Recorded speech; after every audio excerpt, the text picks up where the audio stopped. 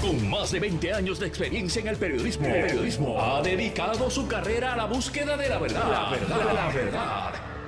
De frente, al grano, con carácter, entrevistará a las figuras más importantes de la noticia. Radio Isla presenta a la periodista Mili Méndez en Dígame la Verdad. Muy buenos días, Puerto Rico. Bienvenidos a otra edición de Dígame la Verdad por Radio Isla 1320, hoy 26 de julio del 2022. Vamos a arrancar de inmediato evaluando y pensando un poco sobre este caso de esta niñita. Es que por todas partes que uno lo mira, no deja de impactar. Uno se pone a pensar una niña de 13 años que padece de autismo, que se supone que los padres velemos, protejamos a nuestros niños.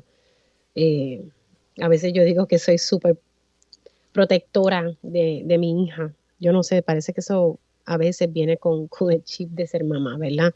Y digo a veces porque no todo el mundo es así, pero yo leía la información mientras trataba de desconectarme en el fin de semana y era difícil de comprender. Entonces uno va leyendo todos los pormenores y si no es porque este individuo confiesa, yo digo, diantre, nos hubiésemos enterado de este caso y uno se pregunta, hablaba con mi esposo, ¿qué pasó con familia? ¿Qué pasó con educación? Pedí una entrevista con el Departamento de Educación, solo se me dijo que el secretario de Educación estaría expresándose poco a poco en la mañana. Obviamente lo que le dije a su oficial de prensa es que me dejara saber si pudiese entrar dentro de mi espacio y le ofrecí espacio pues dentro de este programa. Obviamente le ofrecí poder abrir con él porque me parece importante saber qué fue lo que hizo el Departamento de Educación, cómo es que nadie se percató que esta niña estaba embarazada. Y escuchando la entrevista del Departamento de la Familia señalando que pues que no había un referido por parte del Departamento de Educación y según el secretario en el periódico El Vocero, parte del protocolo es que si se nota algo que haya que referir, ellos se refieren inmediatamente al Departamento de la Familia. ¿Qué pasó aquí?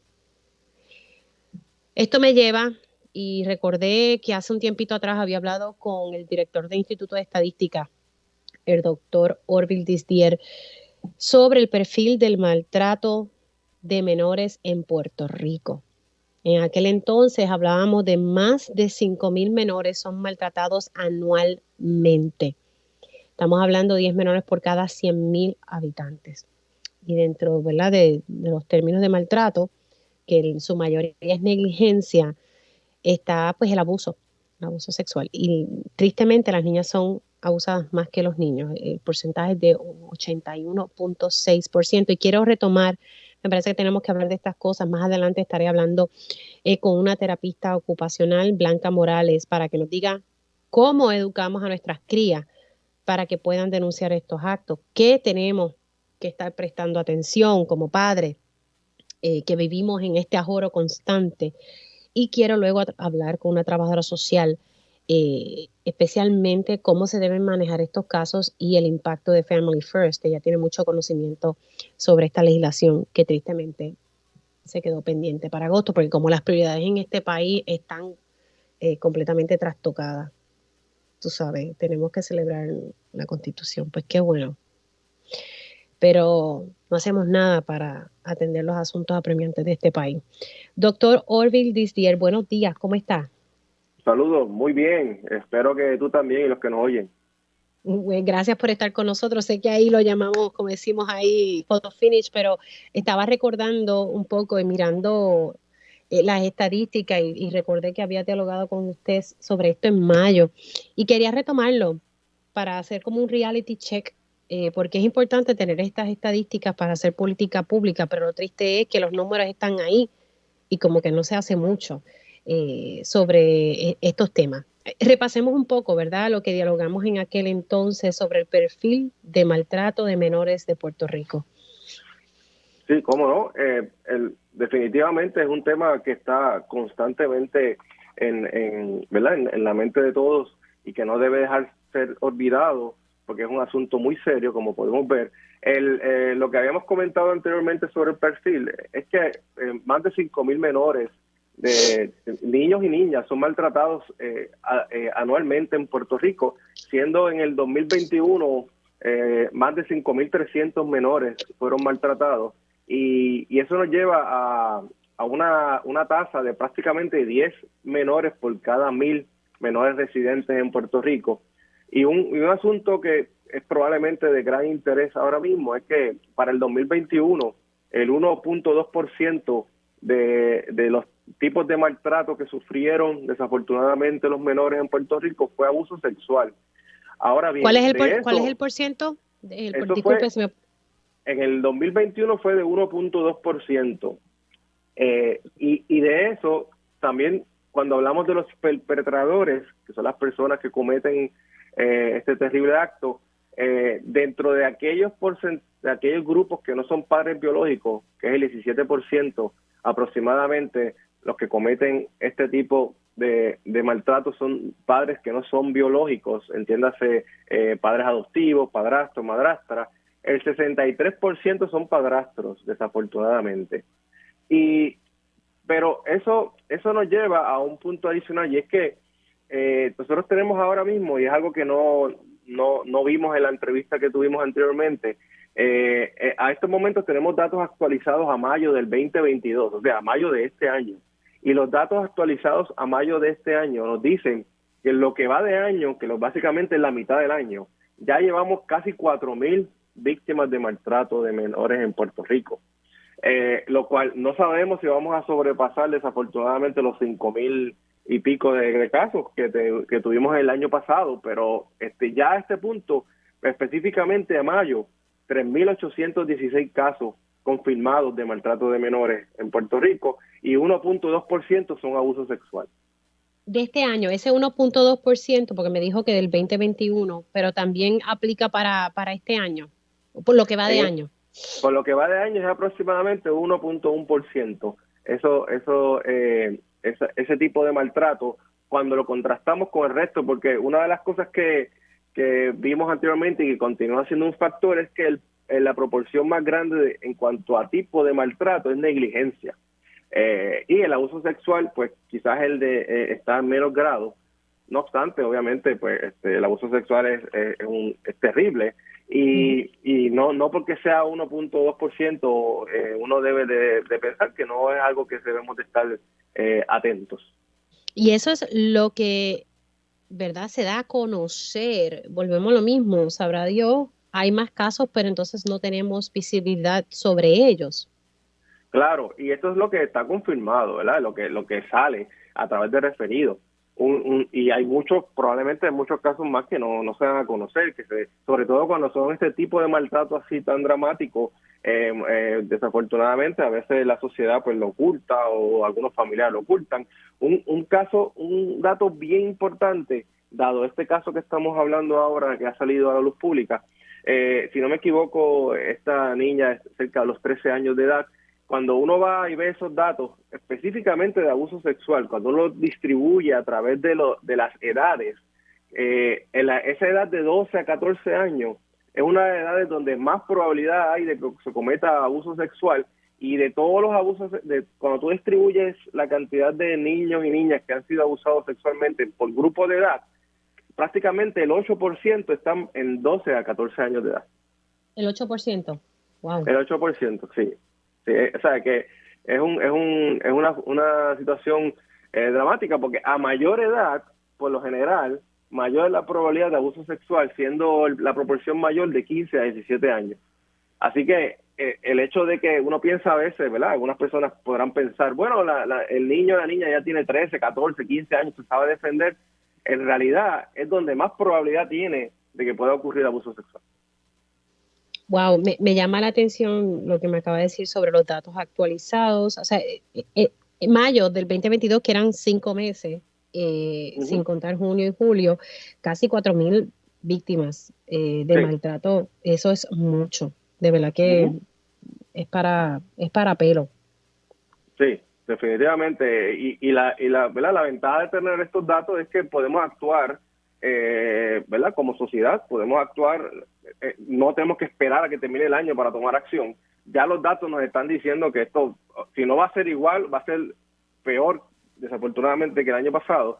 Así que la idea de añadir esta sección de datos actualizados, es verdad que aún son parciales y preliminares porque todavía falta un proceso, pero ya lo que nos está diciendo es que tenemos que tomar acción y que no es algo que probablemente sea distinto al año pasado, sino igual o quizás hasta peor.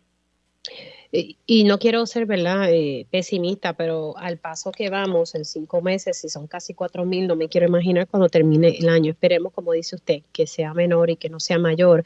Pero yo le pediría a la Policía de Puerto Rico la cantidad de agresiones sexuales, por lo menos de lo que ellos, ¿verdad?, tenían en estadísticas. Me informaban que para el 2022, 128 casos de lo que ellos tienen registrado. Y en lo que va del 2021... me pusieron 97, o sea, hasta ahora, para la fecha de hoy, me pusieron más 31, así que la tendencia de lo que estamos viendo es en aumento. Sí, no, bueno, de hecho, nosotros en la sección que tenemos del perfil de maltrato de menores en Puerto Rico, en el portal del instituto, también tenemos datos informados por la policía, por área policíaca, y ¿verdad? Áreas como Bayamón, Caguas, Ponce, son áreas donde la cantidad de víctimas desafortunadamente es mucho mayor a otras áreas policíacas, y básicamente cerca de 800 al final del año 2021 se informaron cerca de 767, prácticamente 800 víctimas de maltrato de menores por la policía de Puerto Rico. Así es que la policía per se, aunque el perfil de maltrato de menores basado en los datos del Departamento de la Familia apuntan a que tanto los niños como las niñas son maltratados en igual proporción, desafortunadamente las niñas sufren más maltrato en cuanto a abuso sexual. Cuando vamos a los datos de la policía, ¿verdad?, que funcionan diferentes y pasan por un proceso distinto, la mayor parte de los informes que se hacen son maltrato de menores en niñas. Así es que es muy muy importante saber eso, y de igual forma, como habíamos comentado antes, ese grupo de 11, 12, 13, 14 y 15 años, específicamente los datos de la policía ocupan la mayor proporción de víctimas de maltrato. Los números, como dice usted, los números hablan. Lo que yo me pregunto es cuándo vamos a actuar y cuándo se va a hacer alguna política en torno a este tema, porque, o por lo menos si lo están haciendo, yo no lo veo bien comunicado, porque seguimos con esta problemática. Doctor, ¿alguna recomendación o exhortación antes de pasar a mi próxima invitada en torno a este tema? Sí, bueno, los números están ahí para alertarnos, ¿verdad? Nosotros trabajamos y vemos la historia a través de los números, vemos las tendencias actuales. El futuro no tiene que ser así, tenemos el poder de cambiarlo, así es que lo que nosotros queremos ver números bajitos, obviamente queremos ver cero, pero sabemos que llegar a cero no va a pasar de noche a la mañana, pero queremos que no aumenten los números, sino que bajen. Así que es importante que todas las familias, todos los padres, madres encargados, se eduquen, vean que la solución no es el maltrato, que hay muchas formas de trabajar con los estresores sociales, y nosotros como sociedad lo que nos toca a cada uno poner nuestra parte, y las autoridades que por favor pues también refuercen lo que estén haciendo. Antes de irme, 63%, cuando usted me estaba hablando sobre los abusos sexuales, son cometidos por padrastros. Apunté bien, 63%. Bueno, el 65.5% de los perpetradores son padres biológicos. Ahora bien, el restante, el 16.5% son padres no biológicos. De ese grupo, cuando uno lo divide por diferentes tipos de personas, el 63% son padrastros. O sea, okay, que la mayoría de los perpetradores que son padres no biológicos son padrastros. Ok, sí que la tendencia es bastante alta. Ok, perfecto. Sí. Gracias, doctor, se me cuida mucho. Seguro, un placer, aquí a las órdenes. Cómo no. El director del Instituto de Estadística, el doctor Orville Disdier, para que sepan, el Instituto de Estadísticas tiene el perfil de maltrato de menores en su portal, lo pueden buscar, información muy importante, y él nos revela información más actualizada. Casi 4,000 víctimas de maltrato en 5 meses, porque eso fue para mayo. y 1.1% en lo que va de año de casos de agresión sexual. Estos son casos que son referidos. Hay muchos casos por ahí del cual desconocemos y que tristemente están ocurriendo. Quiero darle los buenos días a la terapeuta ocupacional Blanca Morales para hablar de este tema con el giro de, ¿verdad?, cómo educamos a nuestras crías para que denuncien estos actos como padre. ¿Qué señales yo debo estar pendiente? Blanca Morales, buenos días, gracias por estar aquí. Muy buenos días, Mili. ¿Cómo se encuentra hoy? Yo estoy bien, triste, ¿verdad? Porque no me gusta tener que estar reseñando estos casos. He tratado de darle aquí un giro distinto, pero me recomiendan que usted es la persona para uno dialogar y educarse sobre este proceso. Así que denos un poquito de luz a los padres, porque es bien preocupante lo que estamos observando. No sé si pude escuchar un poquito de lo que me explicó el doctor Orville Disdier. A mí es preocupante en lo que vamos de año, casi 4,000 casos de maltrato en 5 meses y mucho, ¿verdad? 1.1 en lo que va de año de agresión sexual. Esas cifras de verdad que me sorprenden, y no solo me sorprenden, sino que estoy segura de que son mayores, tomando en consideración que muchos de estos niños no tienen la capacidad de hablar o de expresarse con métodos alternativos para notificar si están siendo víctimas de abuso sexual y otros tipos de maltrato. Y pues de lo que escuché, en ninguna parte se mencionó alguna estadística que sea específica a esta población con diversidad funcional, que es la población que yo atiendo. ¿Usted tiene acceso a estadísticas o números específicamente a esta población de diversidad funcional? Pues tristemente no pude encontrar estadísticas en Puerto Rico. Okay. Sí encontré estadísticas en Francia de un cuestionario que se ofreció a mujeres adultas con autismo. Okay. En la organización Frontier Inc. de Francia se encontró que 1 de cada 3 mujeres con autismo han sido víctimas, que 1 de cada 10 han sido víctimas de violencia sexual. Pero lo más sorprendente fue que cuando clasifican las edades de estas mujeres, que están indicando más o menos a qué edad ellas fueron víctimas, más del 65-70% eran niñas menores de 15 años. Ok, wow.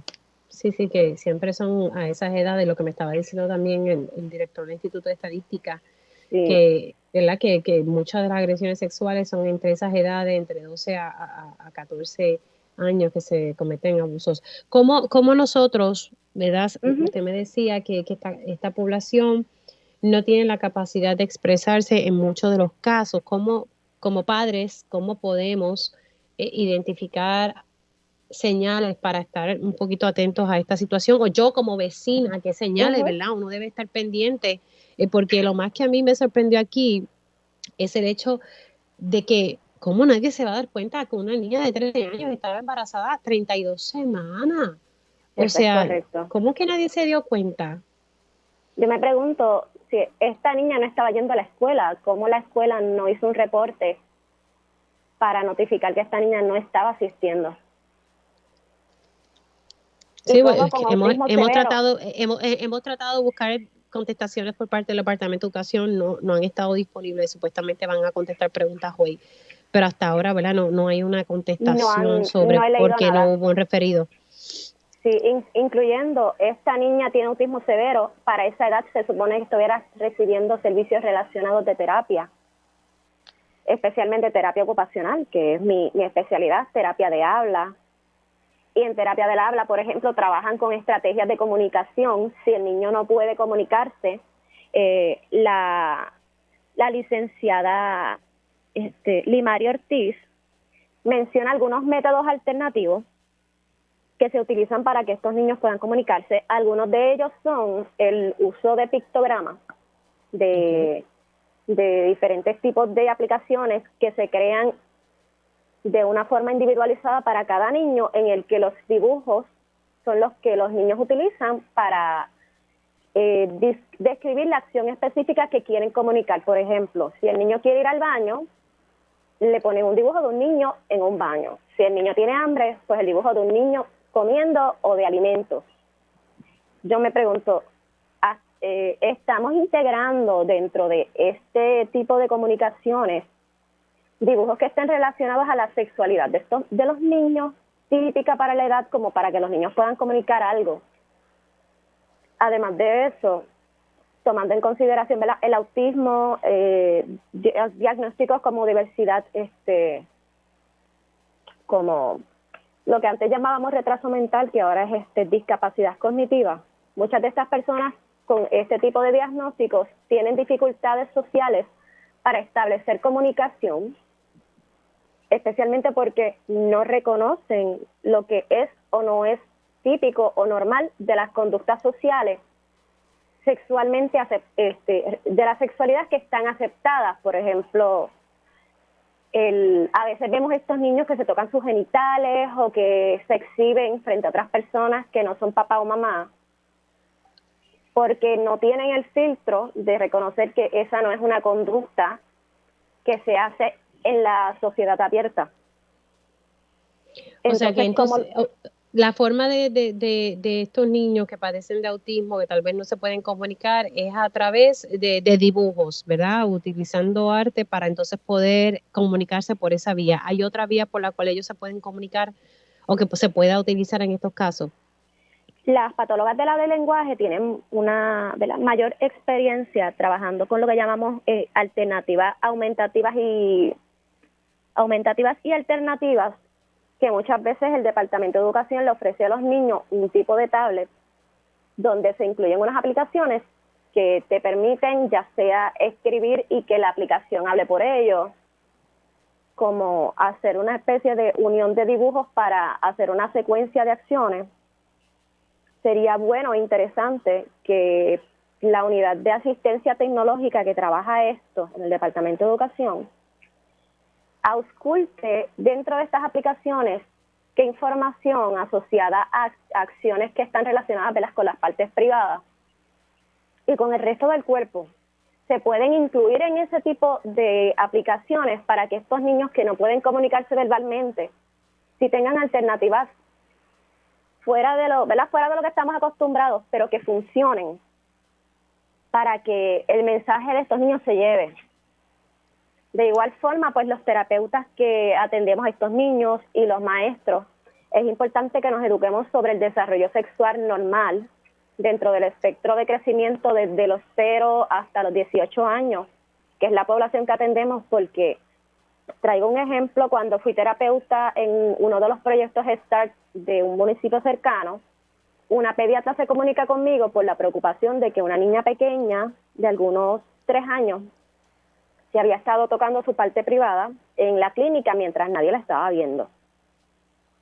Me pareció interesante porque a esta edad todavía es común que los niños y niñas toquen sus genitales sin conciencia, no porque se estén masturbando, como uno podría verlo desde nuestra perspectiva de adultos, sino porque a veces lo utilizan como una estrategia de autorregulación, de calmarse a sí mismos, de manejar ansiedad. Entonces, ¿hasta qué punto puedo saber si esa conducta está siendo una conducta dentro de lo esperado para su edad o si ya se está saliendo de control y me está indicando un potencial abuso sexual? Pues yo diría que hay que observar otras conductas alrededor. Hay que auscultar y entrevistar a los padres para saber cómo es el patrón de sueño de los niños, si no están durmiendo, si están teniendo pesadillas, si por ejemplo al momento de bañarse constantemente se están masturbando, pero también quieren masturbarse fuera del escenario del baño y quitarse la ropa delante de otros niños.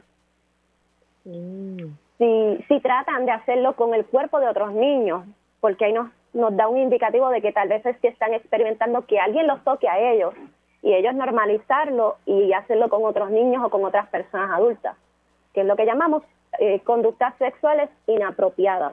Ellos no saben que no son apropiadas, pero a veces generalizan lo que ellos están viviendo de esa hacia manera. otras personas. Bueno, se me ha acabado el tiempo, pero quiero darte las gracias por haber sacado unos minutos y poder hablar de este tema. Así que un abrazo. Blanca Morales, Gracias, sí. terapista, ¿cómo no? Blanca Morales, terapista ocupacional. Al regreso a la pausa voy a estar hablando con la doctora Raquel Rodríguez. Ella es trabajadora social y formó parte, ¿verdad?, de la Comisión de Bienestar Social del Senado hasta los otros días. Quiero hablar con ella sobre este tema y también voy a estar hablando con el portavoz de la mayoría en la Cámara sobre el proceso de privatización de los muelles de cruceros. Hacemos una pausa y regresamos en breve. Dígame la verdad, las entrevistas más importantes de la noticia se escuchan aquí. Mantente conectado. Radio Isla 1320. Y ya estamos de regreso aquí en Dígame la Verdad por Radio Isla 1320. Ya mismito vamos a estar hablando sobre asesores del gobierno que están invirtiendo en el potencial operador de los muelles de cruceros, que habíamos hablado la semana pasada sobre este tema. Y también vamos a hablar sobre la baja en la gasolina. No sé si usted se ha percatado, pero por lo menos ayer yo la eché a 99 centavos. Eso para mí, en comparación con el dólar con casi 30 centavos de hace como unas semanas atrás, pues se está viendo una diferencia. Así que ya mismito hablaremos con Daco sobre el particular.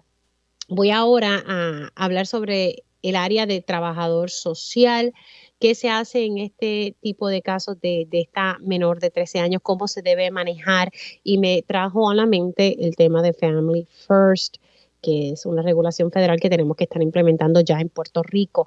Y mi próxima invitada pues tiene experiencia especialmente sobre este proceso de Family First. Ella fue directora de la Comisión de Bienestar Social del Senado y es trabajadora social, profesora también, la doctora Raquel Rodríguez. Buenos días, ¿cómo está? Buenos días, Mili. ¿Cómo estás? Muy bien, gracias a Dios. Todo bien, gracias a Dios. Quisiera, primero, este tipo de casos, se supone que se hubiese recibido, se supone, ¿verdad? Tal vez que el Departamento de Educación le dijera a familia, ojo, esta niña no está viniendo a clase o está faltando bastante. Y lo único que me trae a la mente es que lo más seguro, pues no, en esa escuela donde asistía esa niñita no habían los recursos, no sé, porque lo que sí se dijo esta mañana por parte del Departamento de la Familia es que no había un referido por parte de Educación. Todavía estamos esperando que el Departamento de Educación emita sus expresiones sobre este particular, pero a grosso modo, ¿verdad?, ¿cómo se deberían estar trabajando este tipo de casos? Yo me pregunto cómo es que nadie se percató que esta niñita estaba embarazada, si no es porque tiene un dolor abdominal y la llevan al hospital, entonces no nos enteramos, y que el individuo, su padrastro, va y confiesa lo que hizo, según, ¿verdad?, estuve leyendo hoy en el periódico El Vocero. ¿Cómo usted lo ve? Mira, la palabra que yo creo que hay una indignación general. Esto es una aberración. Esto es una aberración. Es una menor, una niña con 7 meses de embarazo. Alguien tiene que haberse fijado en ella, sobre todo en este tipo de población con su condición, en donde son más vulnerables al abuso sexual y al maltrato. ¿Qué pasó? Pues yo no tengo las particularidades del caso, pero es difícil creer que nadie se haya dado cuenta de que esta menor estaba embarazada. Mínimo, quizás no pudieron haber identificado que estaba siendo abusada sexualmente, pero está embarazada, tiene 7 meses. Así que alguien la tiene que haber visto, alguien tiene que haberse dado cuenta, alguien que se haya acercado, porque estas niñas tienen cuidadores. No se puede creer que nadie haya hecho lo propio, no haya ido más allá para protegerla. Eso para mí es de verdad que no puedo creer que haya sido así, como se está diciendo que sería en este caso. Ahora, se supone que entonces Educación hubiese alertado, bueno, si hubiese tenido el personal, no sé, que hubiesen alertado de que esta niña pues estaba faltando, o bueno, si la vieron embarazada, o se habló también en Noticentro, ¿verdad?, como señales de maltrato. Sí, eso es una corresponsabilidad que le corresponde no solamente a la familia, a Educación, le corresponde también a la comunidad. Aquí nosotros tenemos que hacer este tipo de andamiaje real alrededor de estas poblaciones. Lo que sí, yo como trabajadora social levanto alertas, es el cuidado que tenemos que tener para que los casos o los detalles de esta menor no sean públicos. Sigue siendo una menor de edad. tenemos que tener la responsabilidad y mantener la confidencialidad. Aquí se han dado datos de la menor que uno, pues caramba, no salen a menos que alguien que tiene la obligación de proteger lo haya divulgado. Yo sé la hemoglobina, yo sé en qué estado está la condición dental, yo sé cuánto tiempo tiene, yo sé el diagnóstico. O sea, esa información, hay unas que debemos que, mire, vamos a proteger. La pregunta ahora es cómo la vamos a proteger ahora, no se protegió antes. ¿Cómo la vamos a proteger ahora? ¿Cómo la vamos a proteger del propio sistema? Una menor que tiene dificultad para articular, quizás intelectuales, tantas declaraciones que tendría que hacer, los exámenes, el proceso en los tribunales, buscar qué servicios hay para esta población. No servicios de abuso sexual, que eso los tenemos, pero para esta menor, un servicio especializado para casos de menores con autismo. ¿Dónde está el peritaje? ¿Dónde está la práctica basada en la evidencia? ¿Qué es lo que corresponde según la Family First que estabas mencionando? O sea, esto es lo que tenemos que atender ahora. ¿Cómo la vamos a proteger nosotros? Y a veces hasta de nosotros mismos, para no seguirlas revictimizando. Ya lo otro lo sé yo, pues entonces vamos a caminar para que la menor esté protegida, cuidada, atendida, porque tiene tanto trauma como cualquier otra persona que tenga conciencia de lo que está pasando. Igual está traumada. Hay que cuidarla, hay que protegerla. La información tiene que mantenerse confidencial. La palabra es confidencialidad, por amor a ella, y para que todo este proceso traumático pues lo pase de nuevo sin seguir victimizándola. Sí, no, y usted trae un detalle importante: ¿qué servicios hay para esta menor especializados específicamente para el caso de ella, que no puede comunicarse mucho, ¿verdad? ¿Cómo se va a estar trabajando esto con la sensibilidad que requiere el caso de ella? Y que ella, imagínese, debe estar pasando, ¿verdad? Una niña de 13 años, su cuerpo está cambiando, está embarazada, está a punto de dar a luz, y tengo, ¿verdad?, entendido que es una muchacha que está bien delicada de salud. Yo me pregunto si recibió el cuidado que merece estando en el estado de embarazo. 7 meses. No parece, no parece perdóname, no parece que lo haya recibido. Y de nuevo, velamos qué servicios puede dar el Departamento de la Familia, que asuma la custodia. ¿Qué servicios tiene ahora mismo el Departamento de la Familia para una población con autismo en casos de abuso sexual? ¿Verdad? Y en el aspecto del autismo, el de ella es severo. Y lo mismo en el proceso en los tribunales, que ahorita lo estaba mencionando la terapeuta. ¿Cómo hacemos para ese diálogo, para ese lenguaje, para esa comunicación? ¿Verdad? En un sistema de proceso de tribunal que tienen que darse evidencias, pruebas. ¿Cómo lo trabajamos con estos casos? Y si no, pues hay que crear estos protocolos. Pero tiene que estar alguien al lado de esta menor con la sensibilidad y el sentido de humanidad, de respeto, de amor, punto, que no esté contaminado con todo lo demás, que esté cerca. Una persona que le pueda garantizar que se le van a dar todos los servicios, todos los recursos atemperados a esta menor en particular. Hacia eso es que nos tenemos que dirigir. ¿Cómo la protegemos ahora, en este momento? Yo pensaba sobre Family First cuando vi este caso. Yo dije, bueno, se supone que ya nosotros estemos cumpliendo. Lamentablemente se quedó para la próxima asamblea legislativa en agosto que se atendiera esta legislación. Se quedó un comité de conferencia. ¿Por qué es importante esta legislación para que las personas puedan entender, doctora? Nosotros estamos cambiando el paradigma de lo que es la protección de los menores ahora, o sea, y se está llevando el Family First, que es la legislación que viene obviamente a sustituye la ley 246, moviéndose a que en la medida de lo posible los menores no sean removidos de sus hogares, que se mantenga el núcleo familiar, siempre obviamente salvaguardando seguridad, pero atendiendo al componente total, no solamente al menor que haya sido maltratado, sino a su familia. Y la ley federal exige que para ello tienen que, si se mueven eventualmente de sus hogares, se muevan al entornos familiares, a hogares de crianza o un recurso familiar, evitando las institucionalizaciones, que son las que realmente no hacen bien ni al menor ni a su desarrollo. Pero entre las instituciones, estas instituciones no pueden ser cualquier institución, no pueden ser lugares en donde los menores estén allí tan restrictivos como han estado hasta hoy, sino que estas instituciones tienen que garantizar un peritaje en trauma y evidencia, prácticas basadas en evidencia.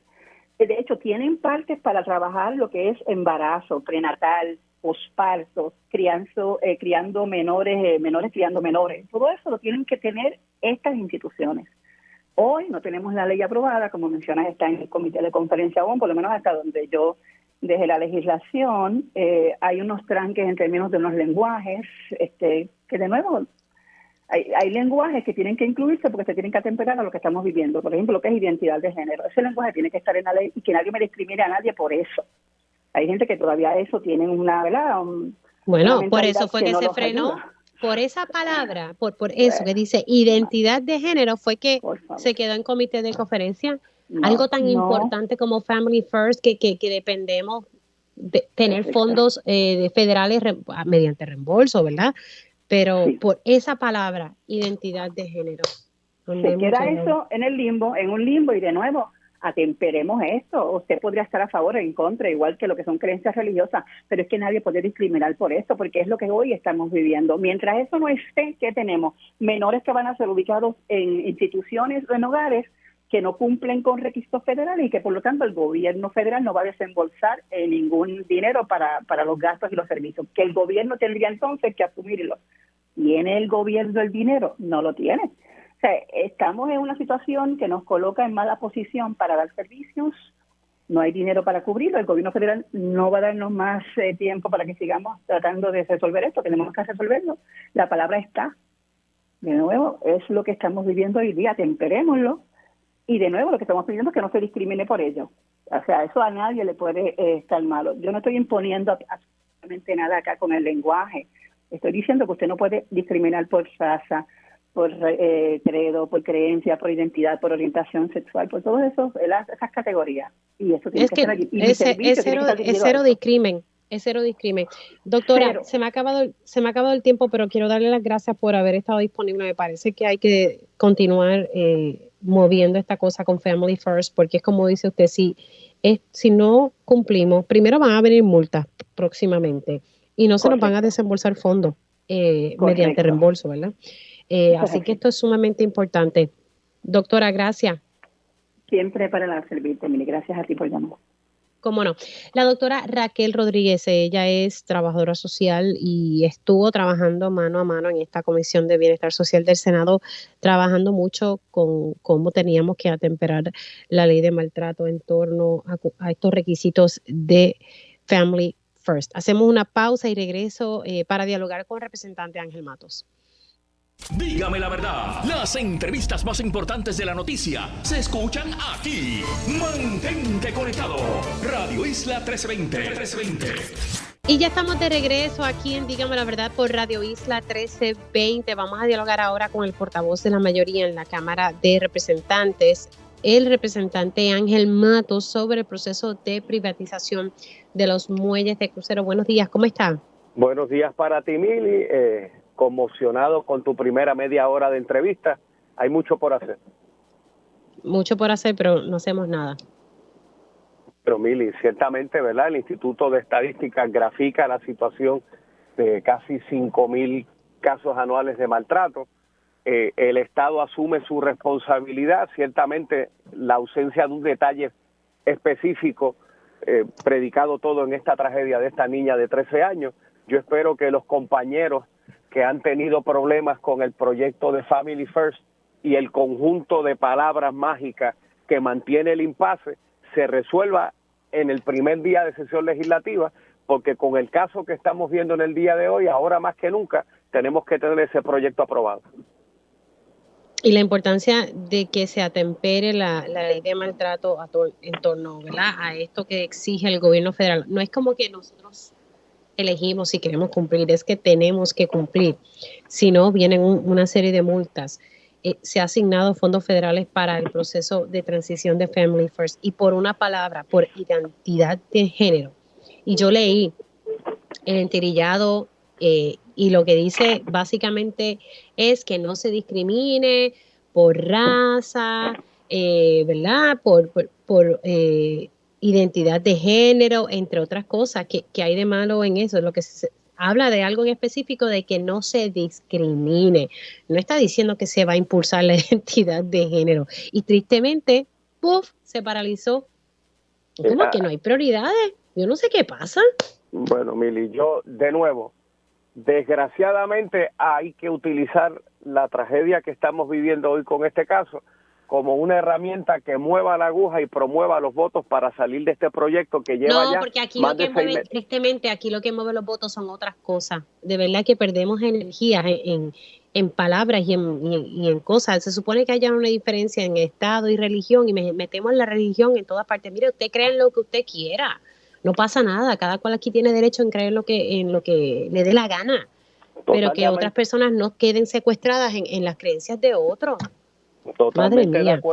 de acuerdo contigo, Mili. Yo espero que los que tienen que emitir ese voto entiendan con esta tragedia que estamos viviendo la urgencia de sacar el proyecto de Family First hacia adelante.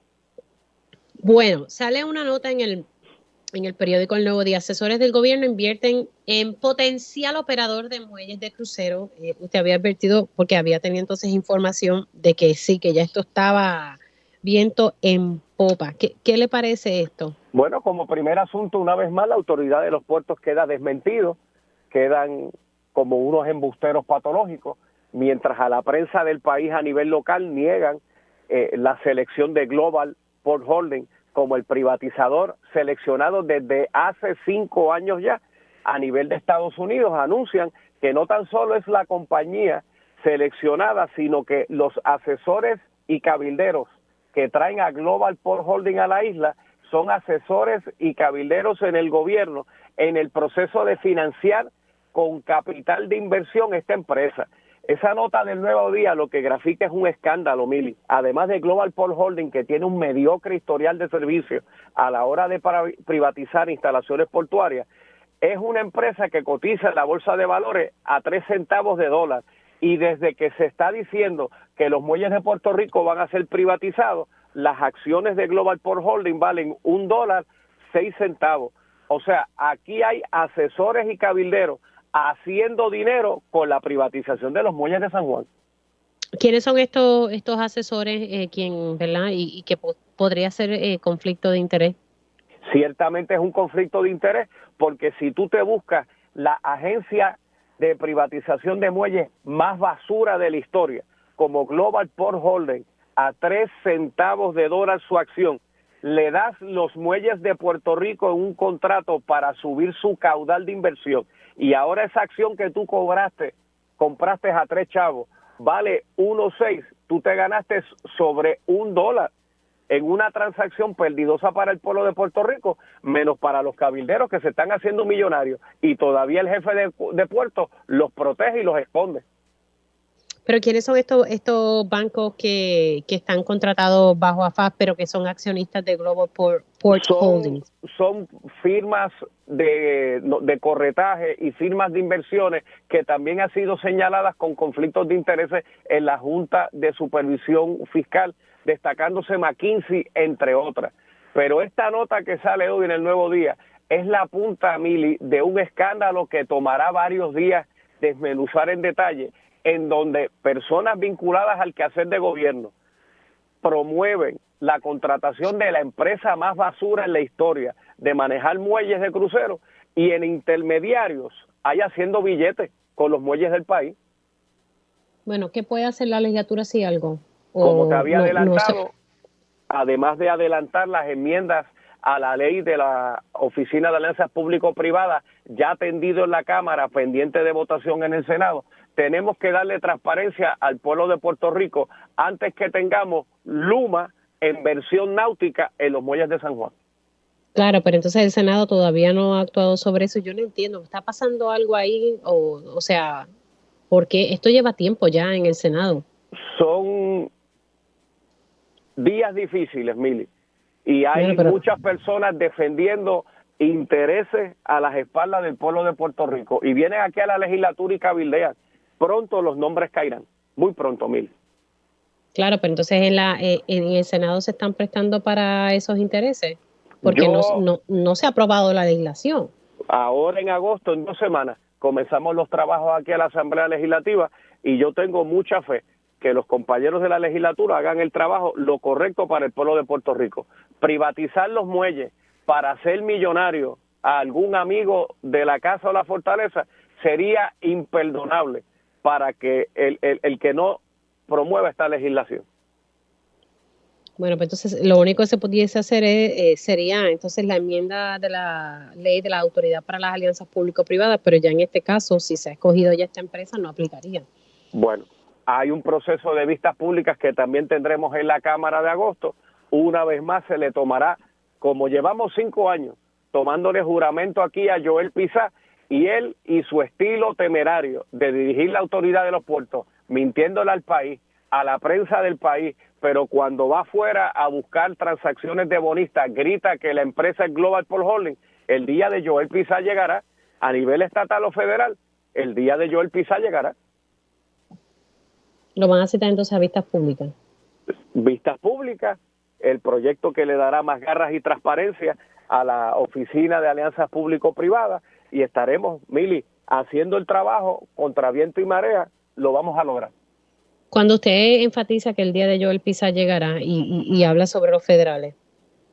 Bueno, Mili, las instalaciones portuarias, además de fondos estatales, son millones de fondos federales en infraestructura que están tratando de buscar para que Puertos construya lo que se supone que el privatizador haga. Y la defensa a ultranza de no divulgar los nombres de los cabilderos detrás de esta transacción ponen muy mal parado a don Joel Pizá. Pero mira, eso empieza desde el pasado cuatrenio, cuando la mayoría era PNP, y yo recuerdo las vistas que el compañero José Aponte corría. Ciertamente es un comportamiento cuestionable del señor Joel Pizá, y su día llegará. Y su día llegará.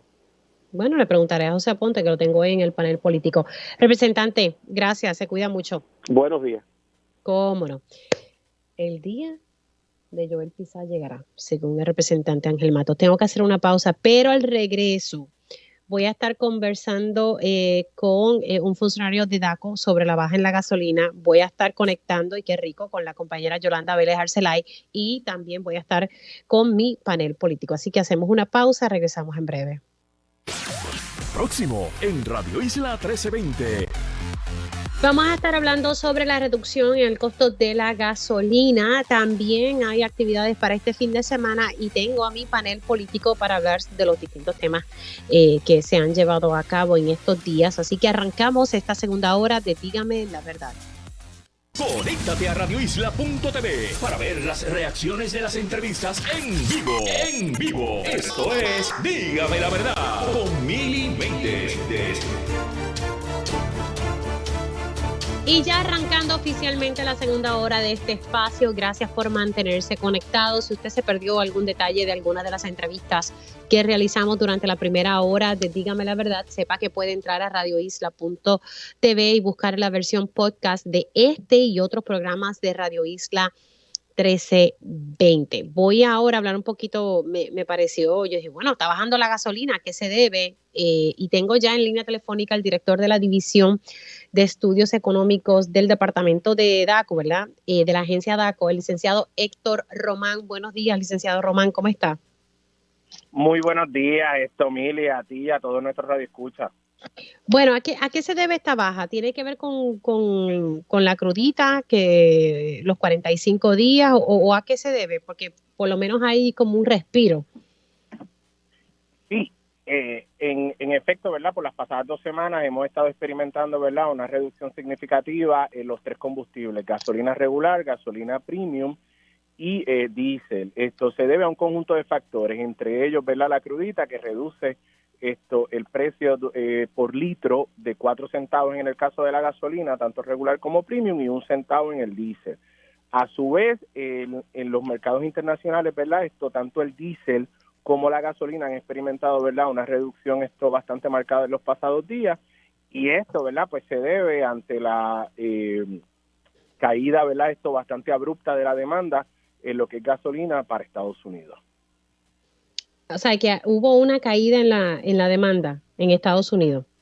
Exactamente.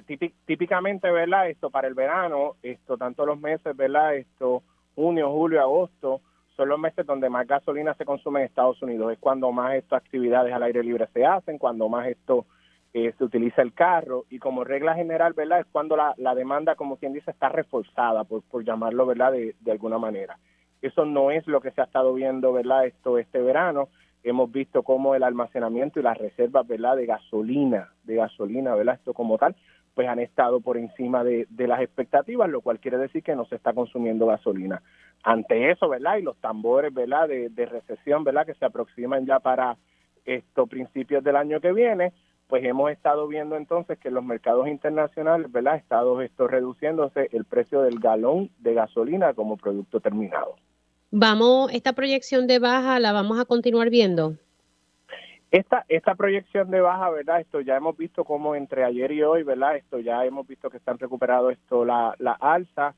Esto, ¿verdad? Va a continuar, ¿verdad?, el mercado un poco volátil. Esto todavía no tenemos noticias de cuál vaya a ser el desenlace, ¿verdad?, de lo que son los productos estos terminados de gasolina rusos, que probablemente es lo que más nos va a ayudar a predecir cuál va a ser el comportamiento del mercado en las próximas semanas. Ya nos estamos acercando, ¿verdad?, a finales de mes, que es cuando esto como tal, ¿verdad?, los traders de producto terminado van a estar comprando e incorporando a sus inventarios esas gasolinas.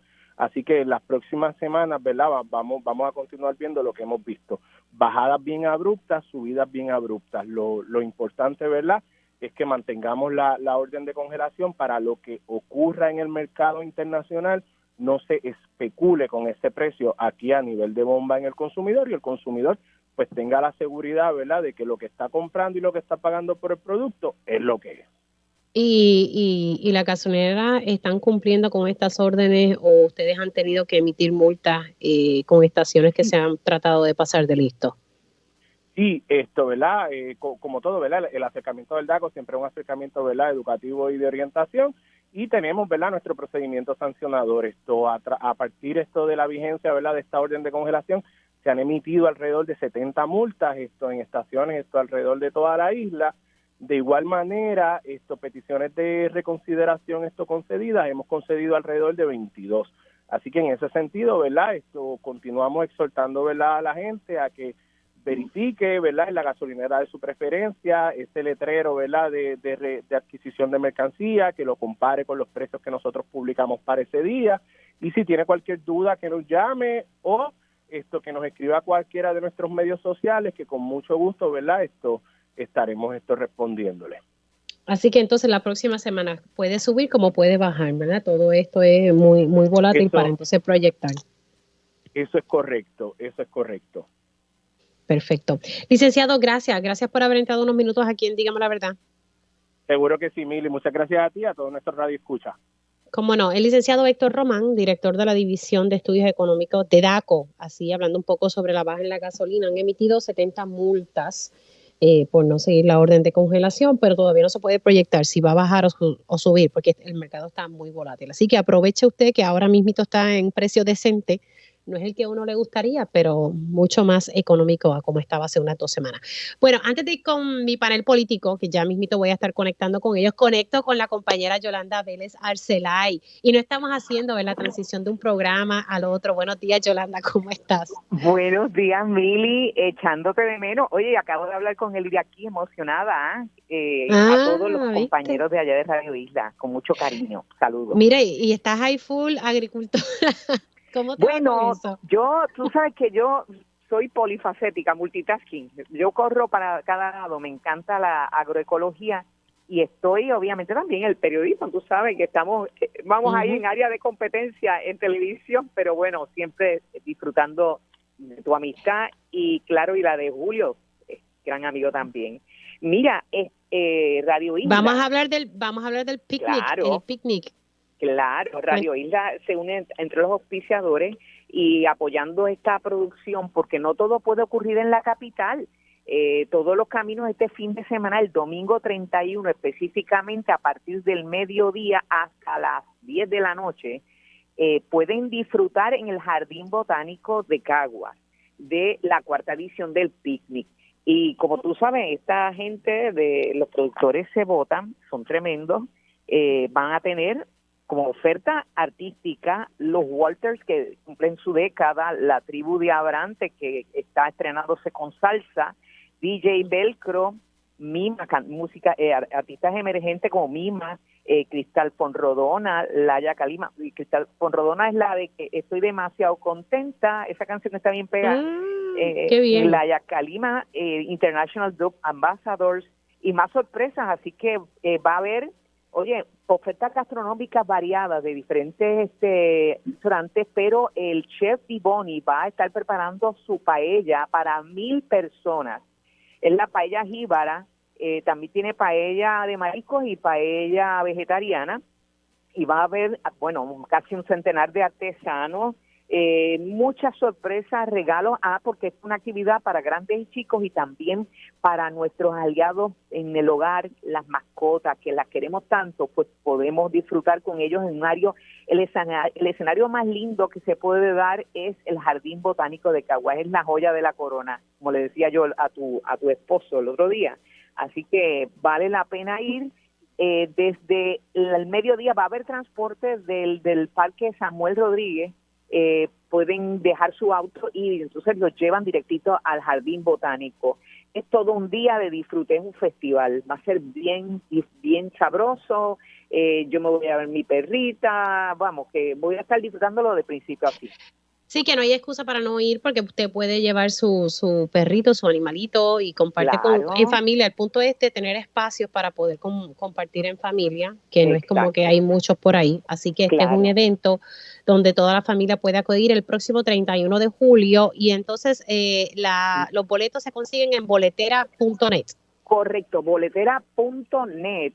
Y claro, los que no puedan a través de internet, pues pueden llamar al 810, al teléfono 787-810-5700, 810-5700 o boletera.net o adquirirlo allí mismo también en el mismo parque, así que en el mismo Jardín Botánico.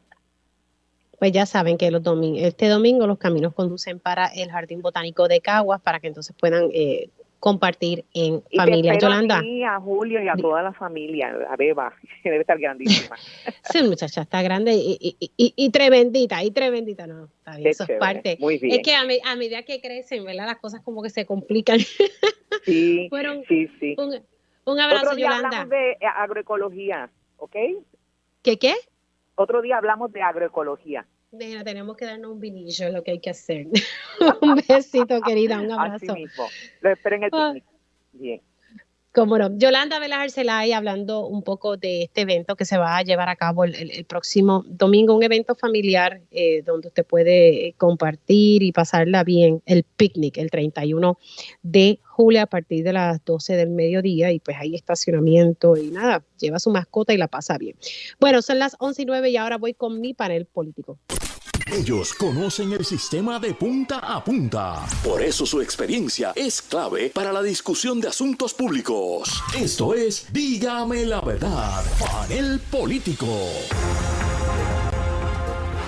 Bueno, tengo a mi panel político de hoy, martes 26 de julio. Le doy los buenos días al representante Denis Márquez. Buenos días.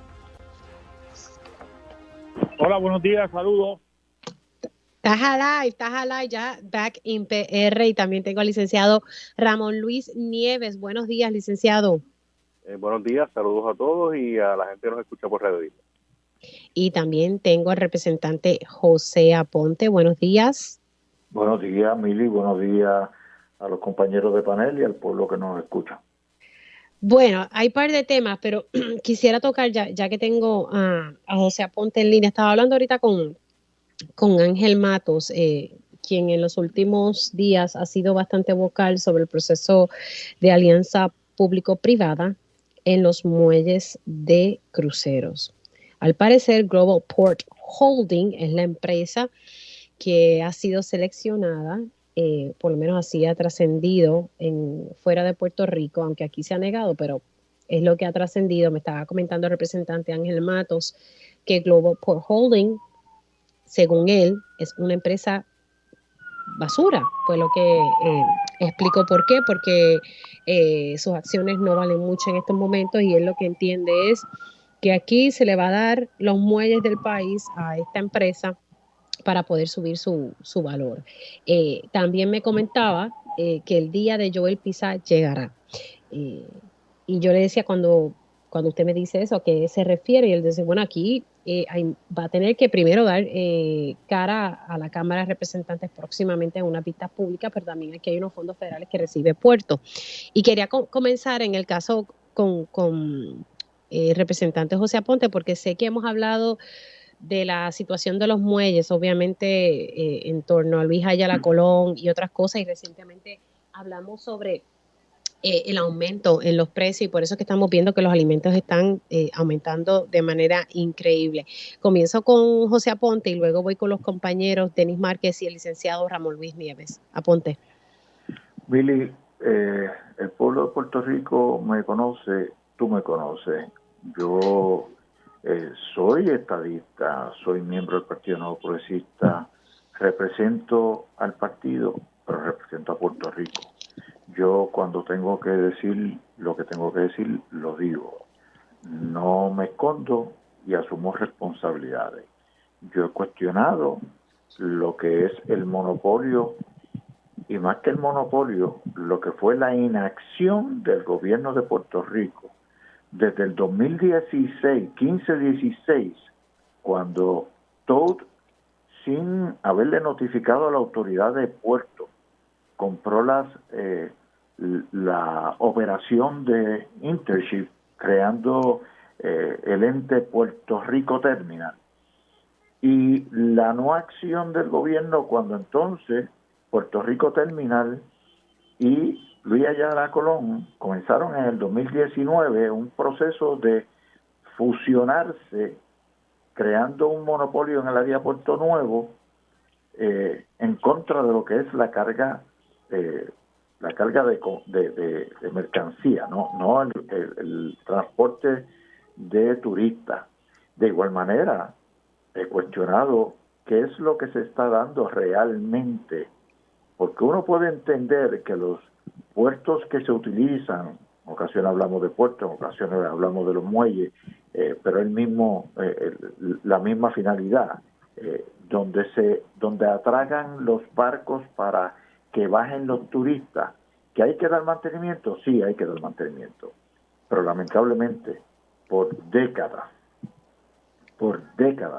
la autoridad de puertos se ha dedicado a hacer un realtor y no le ha dado el mantenimiento apropiado, que conlleva un costo, claro que conlleva un costo, pero si tú no das el mantenimiento en tu casa hoy y la pintura en una pared, como dice, se le creó una burbuja y tú no la raspas y la atiendes, esa humedad en esa pared se va a seguir pasando a otras paredes o al otro lado de la pared, y entonces en vez de pintar un lado tienes que pintar básicamente la casa completa. Pues si tú no le das mantenimiento a los puertos de barcos cruceros, no puedes pretender que las compañías te paguen por un buen servicio. Entonces aquí estamos tratando de cubrir el issue de la inversión que hay que hacer, amparado en una propuesta no solicitada de una empresa de Turquía que dicen que la más grande como empresa independiente de transporte marítimo, porque las otras son las de los propios compañías de cruceros, pero de que yo quiero tener una compañía que está siendo cuestionada sobre sus acciones, y eso tiene que atenderse, porque no podemos seguir con esta situación de que yo negocio por allá, autoridad de alianzas público-privada, yo negocio por allá y después que llego al acuerdo que llego, donde le doy la facilidad del gobierno de Puerto Rico, del pueblo de Puerto Rico, a tal empresa para que la desarrolle, entonces nos enteramos que sí, ellos la van a desarrollar, pero yo tengo gobierno todavía que buscar fondos federales para hacer tal o cual mejora. Entonces, ¿cuál es realmente la inversión que está haciendo el ente privado? Va a tener el beneficio. Pero esto va a ser Lumado. ¿Perdón? Esto va a ser Lumado, porque entonces ellos no van a poner ni un solo centavo. Bueno, es que no sabemos cuál es la negociación que se está dando realmente en este momento, Mili, porque estamos a ciegas. Nosotros tú y yo y los compañeros de panel y los que nos escuchan, en este momento estamos a ciegas, estamos partiendo de unos supuestos en negociación que nadie sabe realmente cuáles son, pero de la información o de lo que la experiencia que uno ha tenido en otras ocasiones, después que nos enteramos de que se firmó el acuerdo, el contrato por tantos años, y la empresa va a invertir X, va a invertir X, pero el gobierno tiene que buscar más X, más Y, más Z, más W, más todas las letras del abecedario, básicamente para entregar unas facilidades casi en perfectas condiciones para que el otro entonces lo que haga sea administrarlo. Pues sí se va a hacer esa inversión, no hay que buscar quien lo administre. Ay, padre. Es una presunción mía. No puedo decir que sea exactamente eso, pero estoy hablando a base de experiencia que hemos tenido y yo lo cuestiono. Me llama la atención que dice que por décadas la autoridad de puertos se ha dedicado a ser realtor. Perdóname, no te escuché bien, Mili, perdóname. Que me llama la atención lo que me dijo al principio de su turno. Por décadas la autoridad de puertos se ha dedicado a ser realtor. Bueno, de los muelles. Mili, mucho hemos hablado sobre el particular y tenemos que seguir hablando y tenemos que buscar la forma de conseguir información que no la tenemos ahora para poder aclarar todo y que sea en beneficio del pueblo. Bueno, paso con el representante Denis Márquez y en torno a eso, si el Senado aprobase las enmiendas a la ley de la Autoridad para las Alianzas Público-Privadas para que haya mayor transparencia y sepamos, ¿verdad?, de antemano y no estemos a ciegas, como me acaba de decir el representante José Aponte. Denis. Bueno, yo creo que dos cosas, yo creo que es que lo que tú acabas de decir, esa es la ley, ¿sabes? Y cuando uno mira y le hacemos un paralelismo, que tú le hiciste un comentario de que si era Luma parte 2, el paralelismo de la ley, primero que hubo una ley especial para energía eléctrica, pero seguía existiendo la ley, si no me falla la memoria, del 2009, ¿no? Que es la ley de la alianza pública o privada, donde establecen todos estos mecanismos de confidencialidad, de silencio, de basado en criterios de que de esa forma la gente puede invertir más tranquilo y puede proyectarse. Y luego es que cuando se cuadra todo, lo último en enterarse pues va a ser igual que con Luma la legislatura. Ahí luego de que hubo vistas públicas, que se vio todo el proceso que se dio atendiendo el paralelismo con Luma, el poco tiempo para la Junta de Directores examinar o que no examinaron el contrato, los términos, los acuerdos del contrato, la posibilidad de conflicto de intereses.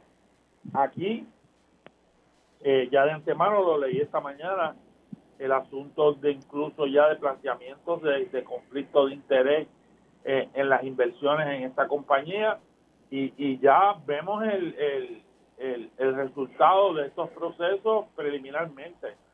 Sé que habrá vistas públicas y tendremos más información.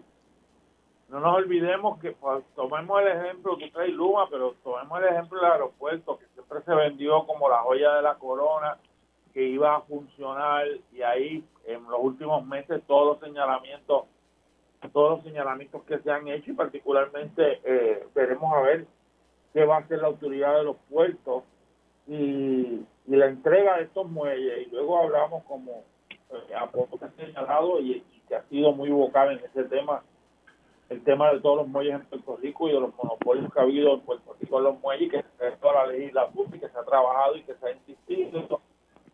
Aquí estoy convencido que en la medida que surja esto públicamente, como dicen en el campo de donde yo me crié, van a empezar a salir los chichones, los problemas, los cuestionamientos de cómo se dio todo ese proceso, porque de transparencia nada, de información menos, y seguimos con este mismo modelo de las APP, de la ley y del secreto y todos los secretos que promueve eso. Voy con el licenciado Ramón Luis Nieves. Mira, Mili, precisamente ayer se celebraba los 70 años de la Constitución del Estado Libre Asociado de Puerto Rico, y en esa Constitución se indica que habrá total separación de iglesia y Estado, ¿verdad? Y yo creo que para el PNP la privatización es una religión, y para eso como que no hay separación entre la religión y el Estado. Y lo digo por los múltiples ejemplos que hemos visto a través de los años. El último que hemos visto, obviamente, el de Luma, que estamos sufriendo todos los días. Pero para colmo, estos esquemas de privatización basados en la ley 29 del 2009, de la ley de alianza público-privada, se dan con un manto de secretividad, terminan siendo negocios malos, donde en muchos de estos negocios de alianza público-privada no le están pidiendo un chavo al privatizador para que Ramón invierta Luis, nada. disculpa, se me fui en un viaje y tengo pausa. Quédate ahí en esa línea de pensamiento. Hacemos una pausa y regreso con el turno del licenciado Ramón Luis Nieves, quien forma parte del panel político sobre este tema del proceso de privatización, pero ahora de los muelles de cruceros. Hacemos una pausa, regresamos en breve. Dígame la verdad, las entrevistas más importantes de la noticia están aquí. Mantente conectado y recuerda sintonizar al mediodía, tiempo igual, en Radio Isla 1320 y radioisla.tv. Y ya estamos de regreso aquí en Dígame la Verdad por Radio Isla 1320. Estoy con mi panel político integrado por el representante Denis Márquez, el representante José Aponte y el licenciado Ramón Luis Nieves. Me quedé en el turno de Ramón Luis Nieves sobre el proceso de alianza público-privada de los muelles de cruceros, que al parecer todo apunta que va a ser Global Ports Holding, la empresa que va a estar entonces administrando los muelles del país. Adelante, Ramón Luis. Pues mira, como decía, yo creo que bajo la ley 29 del 2009, la ley de las alianzas público-privadas, ha habido mucha falta de transparencia en todo este proceso que se ha gerenciado para hacer operaciones a través de esta ley, por un lado. Por otro lado, aparentemente pues, este es un negocio que está bastante finiquitado. No sabemos los detalles, no sabemos cuánto si algo va a invertir esa empresa en nuestros muelles. Por otra parte, hoy sale una noticia bien preocupante de que precisamente a esta empresa recientemente entidades como JP Morgan y otra entidad también financiera que asesoran al gobierno de Puerto Rico en otros temas financieros han adquirido importantes participaciones en Global Port Holdings, que a su vez pues ponen en relieve un tema general que está ocurriendo en Puerto Rico hace años, donde empresas asesoras del gobierno de Puerto Rico en algunos temas se viran y se convierten también en contratistas o adquiriendo bienes del gobierno. O sea, esto está pasando y como que nadie hace nada. Así que yo creo, y para terminar, que uno de los temas que yo creo debe ser urgente para la legislatura es una revisión de esa ley 29 de alianzas público-privadas, para que si se van a hacer los procesos sean más transparentes, y si va a haber compañías que van a entrar en estas alianzas, oye, que por lo menos pongan $1 de inversión en estos procesos. Y hay legislación que se ha sometido, recuerdo, no sé si el representante de Denis Márquez es parte de esa legislación, pero recuerdo como un proyecto de Luis Raúl Torres sobre ese tema. Pero yo creo que es un tema que requiere una revisión urgente, porque obviamente si no, el gobierno va a privatizar todas sus operaciones a empresas que no ponen un chavo, y se va a correr el gobierno detrás de la falta de transparencia de una empresa privada en estos casos. Y ese es mi punto. Si viene una empresa a administrar los muelles o cualquier otra propiedad que es del gobierno de Puerto Rico, ¿por qué se hace ese tipo de negociación? O sea, ¿por qué tenemos que darle la propiedad y que ellos no inviertan ni siquiera un centavo? Entonces, la semana pasada, cuando hablábamos con Ángel, que estuvo aquí, y que decía, bueno, me lo comparaba con la Telefónica, pero es que la Telefónica absorbió a los empleados. Si mi mente no me falla, la Telefónica sí hizo unas inversiones. Entonces, aquí vemos lo de Luma, que no ha invertido ni un solo centavo, y al parecer, este pudiese ser otro caso, ¿verdad? Digo al parecer, porque como dice José Aponte, estamos a ciegas con esta transacción. Al parecer, aquí va a pasar lo mismo. O sea, esta va a ser entonces la nueva tendencia en el país y como que eso no era, no sé. Bueno, vamos entonces a otro tema. Mili, Estuve discutiendo. rapidito, si me permite. Sí, aponte, adelante. Sí. La ley 29 del 2009, si no recuerdo mal, que crea la Autoridad de Alianzas Público-Privadas, yo la he criticado, pero vamos a ser realistas. En el cuatrienio del 2012, finalizando el cuatrienio del 2012, hubo una campaña política y se habló que el contrato del aeropuerto se iba a cancelar si había un cambio de mando, y no hubo cambio de mando, pero no hubo cancelación, se firmó el contrato y no hubo enmienda a la ley. Lamentablemente, lo tengo que decir en esta forma, lamentablemente las dos administraciones han pasado, han mirado la ley, de un lado y del otro se ha criticado la ley, pero no se ha trabajado con ella, y tengo que decirlo en esta forma. En ocasiones uno, como legislador, se frustra, porque tú tienes ahora mismo el asunto del muelle de Puerto Nuevo. ¿Desde cuándo no hay una resolución mía presentada para seguir la investigación que se comenzó el cuatrienio pasado, y la comisión a cargo en este año tuvo una vista a principio, en la última vista en septiembre, la empresa Vía Yala Colón pidió tiempo adicional? Y estamos, ¿cuándo? En julio. No se ha citado ninguna otra vista y sigue allí la situación. Así que no es el asunto de administración del Partido Nuevo Progresista.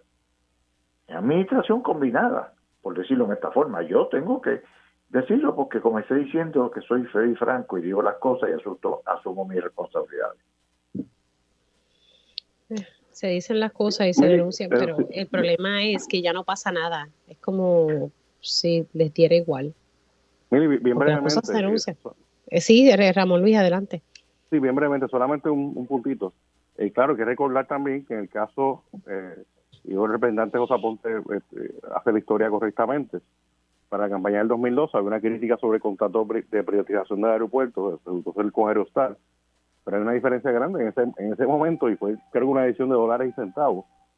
Si mal no recuerdo, esa empresa puso un cheque en las manos del gobierno de Puerto Rico como 800 millones de pesos, no me acuerdo, una cantidad bastante considerable, considerando también las deudas que existían de un gobierno quebrado. Así que una pequeña diferencia con ese tipo de APP que se han hecho, y bueno, donde no hay un chavo que pasa por a manera de inversión.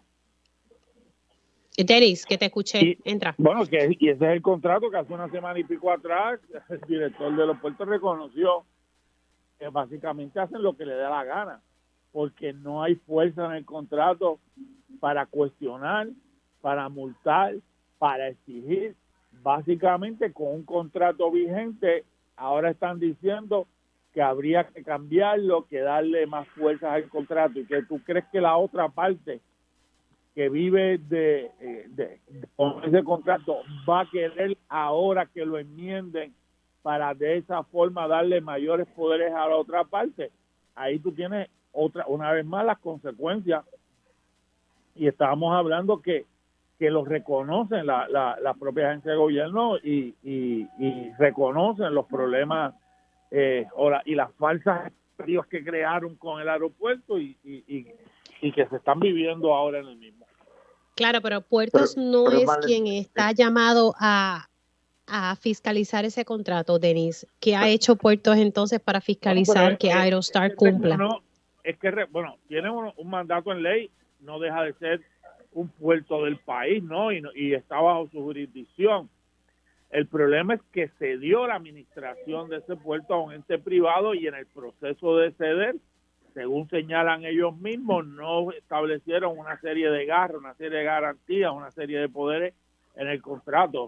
Y eso es lo que estamos viviendo ahora, y veremos a ver que después que se firman los contratos, el problema es enmendarlos, y veremos a ver qué se puede hacer con el contrato en el futuro, pero sobre todo lo más importante es que el aeropuerto siga siendo, y como lo es, el principal puerto de entrada de pasajeros en Puerto Rico durante todo el año.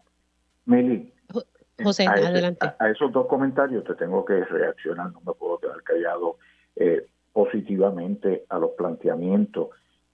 Sí, Aerostar dio una cantidad de dinero al pueblo de Puerto Rico.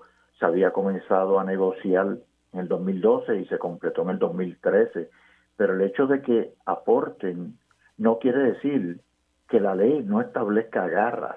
Y en el caso del director de la Autoridad de Puertos, que era el director legal de su predecesor, aquel entonces director de Puerto Maceira, Joel Pizá era el director legal de la Autoridad de Puertos. Es la primera vez, hace una semana, que yo lo escucho diciendo que no tiene garras para poder supervisar, porque no había traído eso anteriormente para tratar de buscar, y sin embargo lo que hizo fue que negoció el nuevo contrato con Puerto Nuevo Terminal allá en el muelle de Puerto Nuevo, y entonces ahora dice que no tiene garra. Hello. Ay, Dios mío, aquí todo el mundo como que se pasa la papa caliente, ¿verdad? Escuchando y recordando lo que ustedes están planteando. Vuelvo y recalco, en el Senado está la enmienda a la ley 29 para tener mayor visibilidad. Si el Senado sé que está haciendo un proceso de vistas públicas precisamente sobre esta situación de Aerostar, pues mira, agreguen las enmiendas que hayan que implementar y aprueben la legislación. Yo no sé, se quedan ahí dormidos, porque ya sé que la Cámara la aprobó, ¿verdad, Denis? Porque eso es lo que me había dicho Ángel Mato sobre el particular y Luis Raúl Torres, pero en el Senado están ahí bien, gracias. No ha pasado nada con esos cambios. ¿Por qué Pizá no recomienda que se detenga el contrato con Aerostar? Digo, con un momentito, voy contigo, ya me invitó José, voy con Denis. Denis, me estabas diciendo algo. Bueno, ahora no recuerdo el número del proyecto, pero sí recuerdo que era una serie de enmiendas que propuso Luis Raúl como consecuencia de su investigación a todo el proceso de alianzas público-privado y de Luma, y entiendo que sí, que se aprobó en la Cámara de Representantes, por lo tanto le corresponde ahora al Senado pues aprobarlo, si es que lo van a aprobar. José, y lo que yo te decía, si en este momento no está final el contrato con Global o con la compañía esa misteriosa para los puertos de crucero, ¿por qué el director de puerto que dice que no hay la garra no levanta bandera para que se enmiende la ley antes de que se firme el contrato y entonces tenga la garra? ¿O le va a darle entonces un contrato a otra compañía por no sé cuántos años sin garra para supervisarlo? Es ilógico lo que está planteando. Bueno, vamos a ver, tengo que hacer una pausa, pero al regreso, no sé si quieran hablar.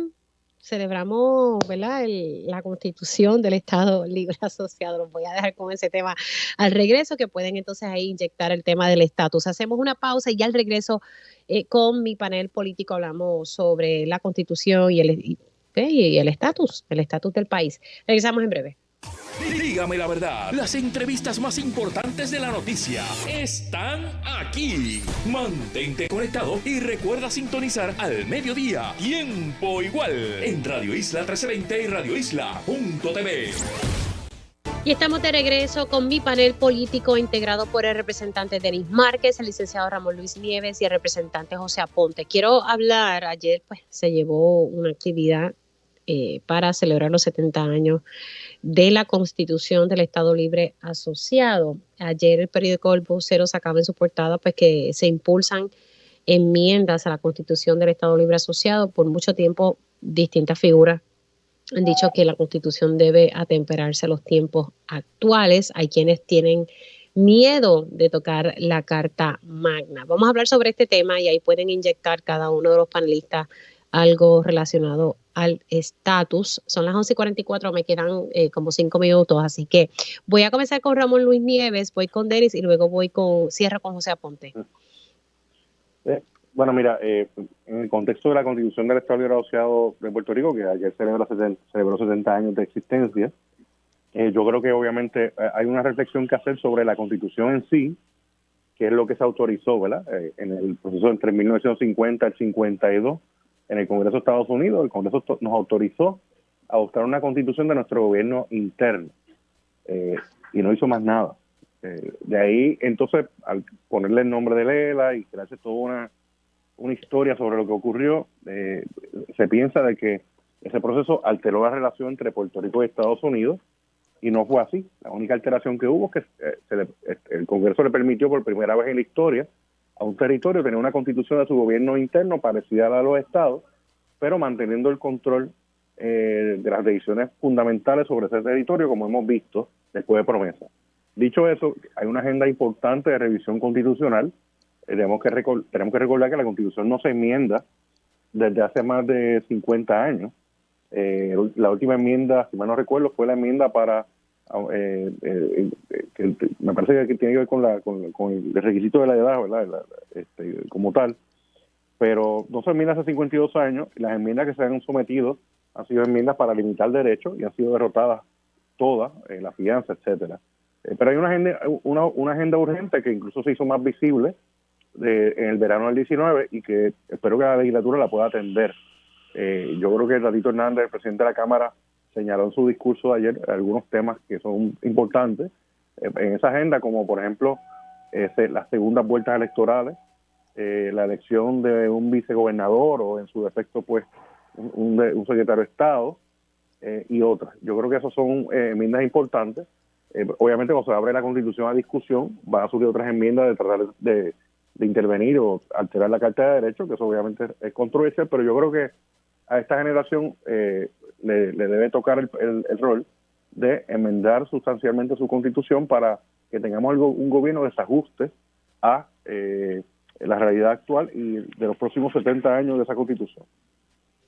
Denis, y luego voy con José. Aponte. Bueno, yo creo que lo primero que hay que señalar es que no nos olvidemos que el 25 de julio se conmemora el Estado Libre Asociado en función de que el 25 de julio de 1898 se invadió a Puerto Rico militarmente como parte de la doctrina Monroe y el expansionismo, y se utiliza el 25 de julio para que un poco la gente olvide esa realidad política, que aquí no hubo un cambio de soberanía, que hubo una invasión militar y una toma de posesión, y sin perder de perspectiva que como consecuencia de esa realidad política y de la inexistencia del artículo 2 de la Constitución para un sector del país, que era el independentismo, y lo digo porque la libertad de asociación, la libertad política, la libertad de expresión era todos los días golpeada por los gobiernos durante todas esas décadas, que no es otra cosa que la persecución política y el carpeteo,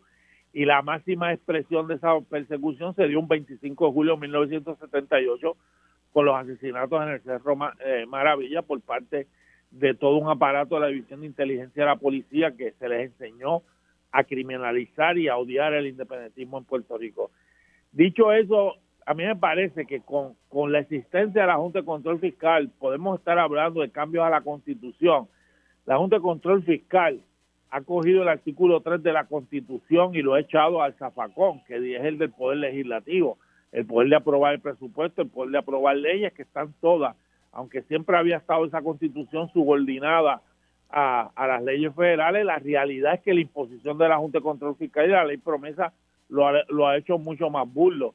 Hablar de cambios a la Constitución, pues sí, pues me parece que siempre hay cambios que se pueden hacer, pero yo creo que lo fundamental es cambiar la relación política, generar un proceso de descolonización y ver la creación de una nueva Constitución en Puerto Rico.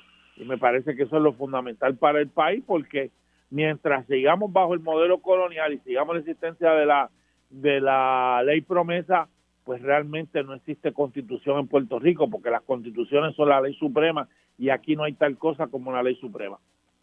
José Aponte.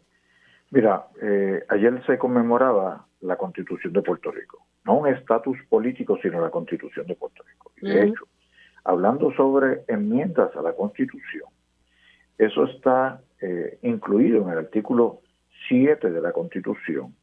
Dispone que cuando la consulta es un día que no sea la elección general, la próxima, tiene que ser aprobado en cada cuerpo legislativo por 2/3 partes de sus miembros. Si es para que coincida el mismo día de la elección general, tiene que ser aprobado por 3/4 partes de los miembros.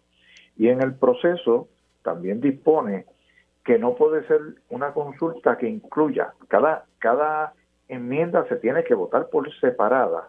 O sea, no se puede decir para enmendar esto, esto y esto, sí o no, no. Para enmendar esto, sí o no. Para enmendar esto, sí o no. Para enmendar esto, otro, sí o no. No se puede incluir más de 3 asuntos a enmendarse en la Constitución. Y eso, de hecho, ya hay jurisprudencia sobre el particular en cuanto a lo que puede ser evaluado como una sola enmienda o subdivisión de una enmienda. Así que yo no creo que en este momento hayan los votos para que se apruebe ni en Cámara ni en Senado un proceso de consulta de enmienda constitucional. Así que lo que tenemos que buscar la forma de que la Constitución se respete. Y sobre el planteamiento que hace el compañero representante de lo que ha sido básicamente abolido en la Constitución por la ley promesa, es que casualmente lo que hubo en el 1950 al 52 fue decir, redacten su Constitución, pero no fue cambien el concepto de lo que es el gobierno, porque básicamente la Constitución no cambió nada de lo que se daba antes. ¿Y qué es lo que se daba antes? Los poderes del Congreso sobre Puerto Rico, amparado en la cláusula territorial. Y eso es lo que se está haciendo. Por eso es que es tan importante acabar de resolver el problema colonial de Puerto Rico. Bueno, ya se ha acabado el tiempo, pero Ramón Luis, dilo rapidito. Sí, bien brevemente, que estoy de acuerdo con el representante José Aponte, y por eso, para alterar la Constitución, para hacer los cambios que necesitamos, hay que celebrar una asamblea constituyente para precisamente atender en bloque esos cambios y esas enmiendas a la Constitución. Bueno, compañeros, gracias a los tres por sacarle su tiempito para estar hoy en el panel político. Hacemos una pausa y al regreso tiempo igual.